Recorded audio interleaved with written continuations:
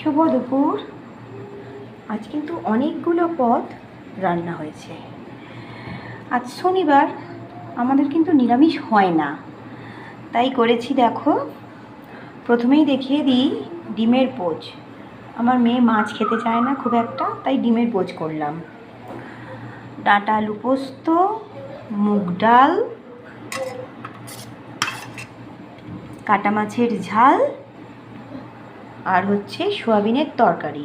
এটা অবশ্য দিদিভাই দিয়েছে, মানে ওর বড়মা দিয়েছে ওকে ভাত খাওয়ার জন্য, সোয়াবিন ভালোবাসে বলে। এই হলো আমার আজকের দুপুরের মেনু। আর রয়েছে গরম ভাত। কেমন লাগছে আজকের এই মেনুটা একটু প্লিজ কমেন্টে জানাবে। ভালো লাগলে অবশ্যই একটা শেয়ার করে দেবে, প্লিজ প্লিজ প্লিজ। আর কমেন্ট তো অবশ্যই করবে। তো এখন টাটা। ও সরি, তোমাদের একটা কথা বলতে আমার ভুল হয়ে গেছে। ডাঁটা আলুর ঝাল নয়, এটা ডাঁটা আলু পোস্ত করেছি।